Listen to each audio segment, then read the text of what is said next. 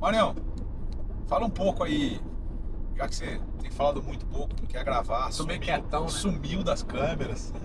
Tô tímido. Também, você não podia gravar nada. Os amigos nossos vêm com as piadinhas, não para, né, cara?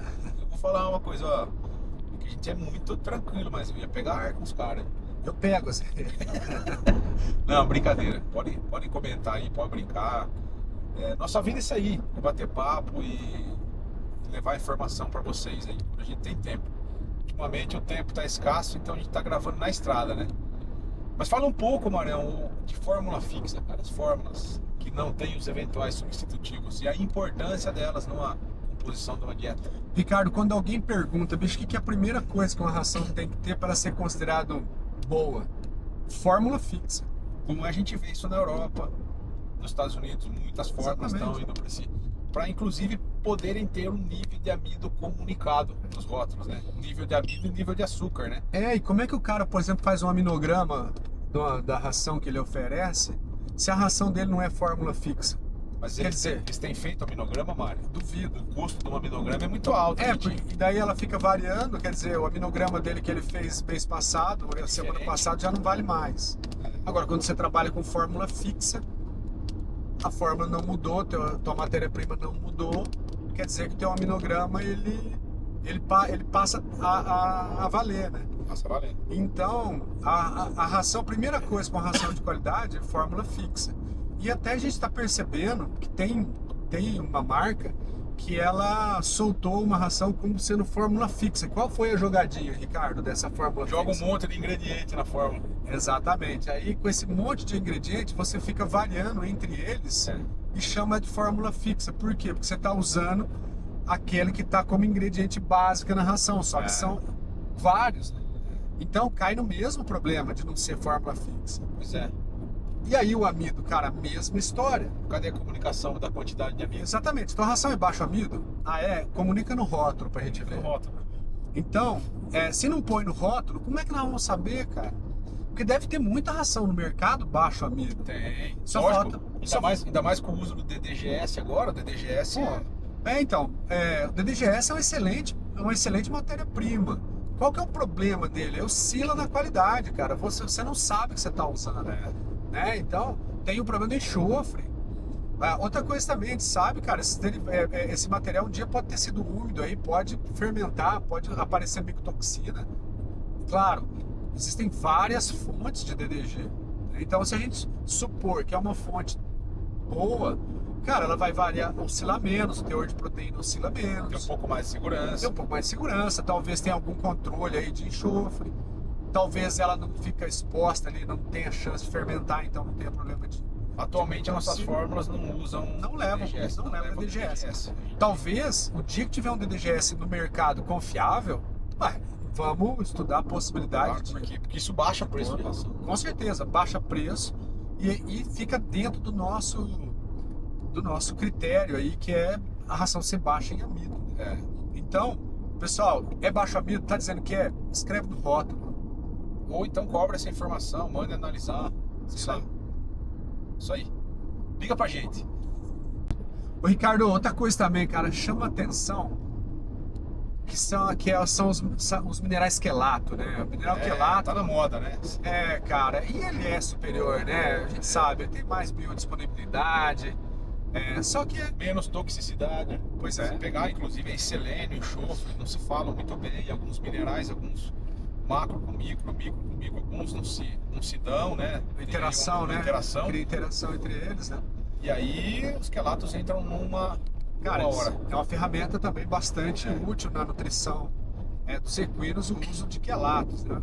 O inconveniente é que ele é caro. Nas fórmulas da agrária, toda a linha de equinos, ela usa o quelato em 100% na sua fórmula. Você pode notar lá, é até interessante.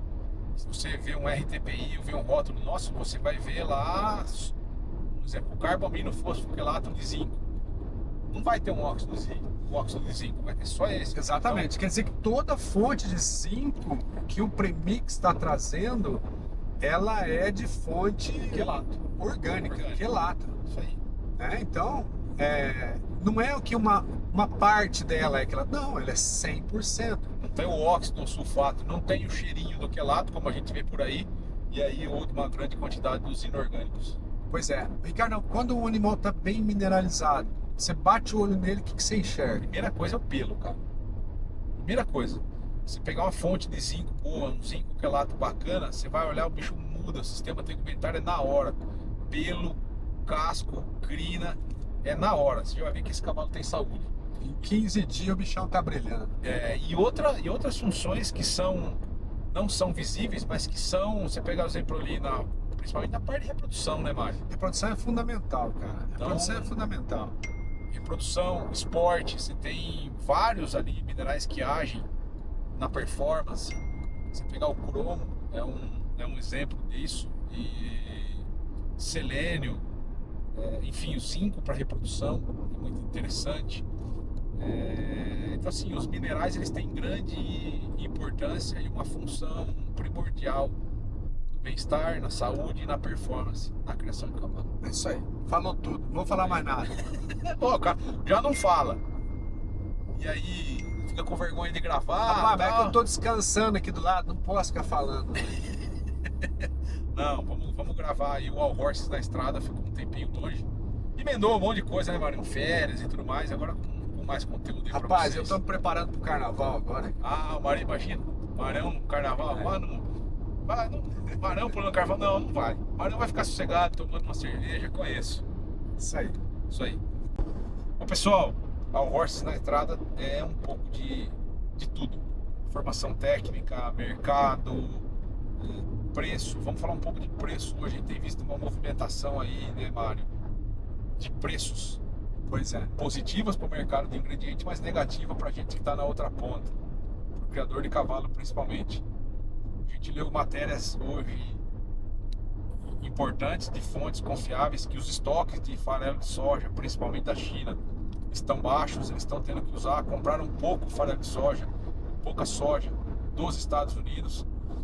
A colheita aqui está indo, está um pouco atrasada, pelo que a gente leu. Atrasou o plantio, né? Nós tivemos a seca foi um pouquinho mais longa, 2024, né? O pessoal, a janela de plantio ficou tarde e agora as colheitas vão ser tarde. Embora a gente está andando por aí, tá vendo material de excelente qualidade. Sim, Eu acho que vai ter muita soja, muito milho. vai. Agora, isso que o Ricardão falou é a mais pura verdade, cara. Quem determina preço são os estoques, cara. E estoque da China tá começando a baixar.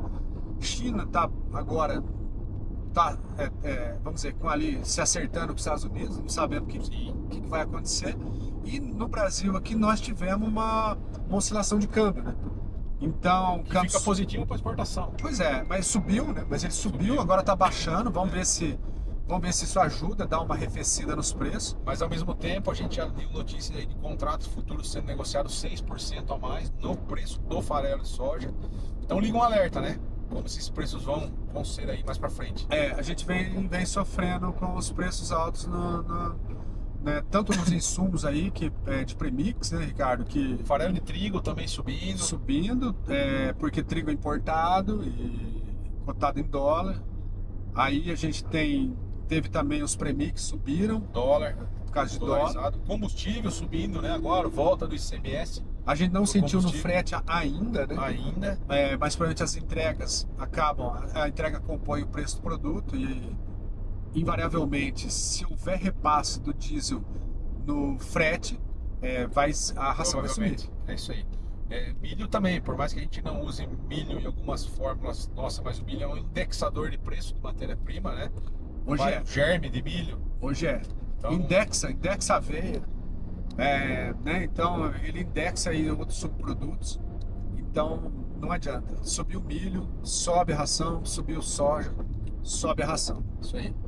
Fiquem ligados aí, assistam noticiários, chequem fontes de notícias do agro, importante, tem muito aí.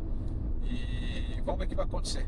E não se esqueça, ração é uma commodity e commodity sofre com cotação de preço internacional. Pessoal, outro tema importante aqui, que a gente tem encontrado muito na rotina aí, principalmente nas visitas aos aras e Marião, vamos falar um pouco sobre isso. É impressionante, Ricardo, a gente acaba vendo, né, cara? E o pessoal parece que não dá tanta importância. Mas sobre osso ele pode ser uma coisa muito simples, que o pessoal cauteriza ali, faz, enfim, algum procedimento que dá uma segurada nele e ele não, e a gente esquece dele como problema, né? Mas em alguns casos, cara, ele insiste, ele cresce e acaba comprimindo algum item importante ali, né? Principalmente da anatomia dos membros. Exatamente, algum tendão, algum ligamento, alguma inervação, alguma coisa, e o cavalo acaba mancando, e aí o cara é obrigado a fazer uma cirurgia, e aí começa a complicar e começa a ficar caro. Então uma coisa que é muito simples acaba se complicando. E eu, esses dias, fui questionado de como que a nutrição poderia estar influenciando para bem ou para mal. Exatamente. Sobre osso. Então, assim, meu ponto de vista, claro, não vamos aqui falar de sobre-osso por trauma. Tá? Então, isso é trauma é trauma. Bateu numa cerca ou tomou um coice de um outro pro outro. Beleza. Descolou o periósteo, ele vai formar um coágulo, esse coágulo vai... Ali tem um monte de células ali que são osteogênicas, né? E aí ele vai formar um sobre-osso. Mas não é esse caso que nós estamos discutindo. Então o que acontece? Os animais, quando ele tem desvio angular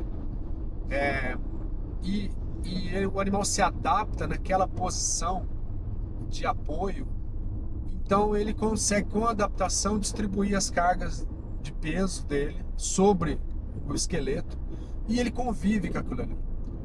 Aí vem alguém lá e corrige esse desvio e aí você provoca um estresse, geralmente por tração, e geralmente ele acontece entre o segundo e o terceiro, ou entre o terceiro e o quarto metacarpiano, ou metatarsiano, mais comum nos anteriores. E o que acontece é uma calcificação do ligamento interósseo. Claro, isso aí geralmente nos potros ele não é um problema muito grande, mas a hora que o animal vai para a doma, que o animal começa a trabalhar, o cavalo começa a ser exercitado em círculo, começa a jogar o peso mais nos anteriores, começa a aparecer. Aí ele começa, vamos dizer, a agudizar, aí vem dor, aí o cara ali faz um blister, faz alguma coisa, beleza, em alguns casos. Um revulsivo. Em alguns casos aquilo ele para, ele fica inativo e eu já vi vários, já tratei vários, simplesmente em casa e vida. Mas a gente tem visto alguns aí que ele continua ativo. O pessoal a gente chama de queimar, né? O pessoal queima o sobre-osso, usa nitrogênio líquido, usa esses 5-day blister, Orcalin, aí tem uma lista de coisa. E acaba ele ficando ativo e só piora e o animal tem que acabar indo para uma cirurgia. O vídeo tá balançando que o Ricardo é meio ruim como motorista, normal, na Havaiana.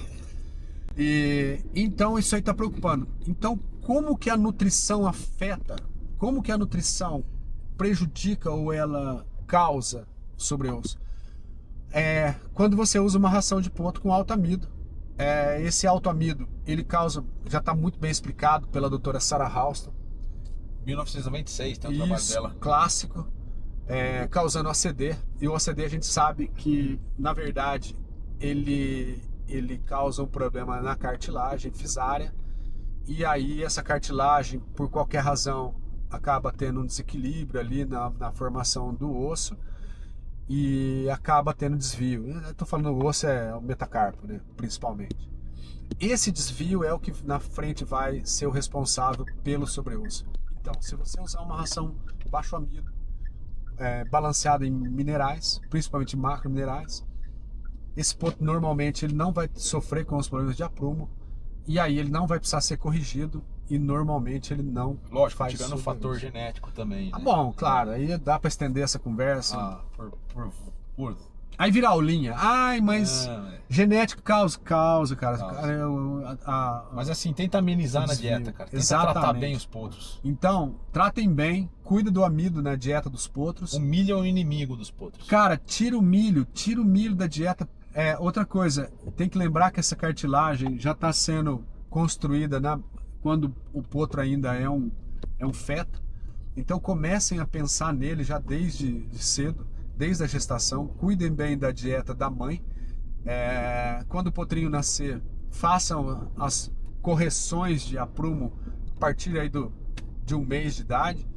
E se o poto é torto, não tentem corrigir demais. Manuel, Aí a habilidade do ferrador. pergunta para encerrar aqui, o que dá pico de insulina em equinos? Cara, é o amido, e principalmente aquele amido, Ricardão, que vem do milho. Esse é o grande vilão. Ah, mas a aveia dá também, só que a aveia tem alta digestibilidade.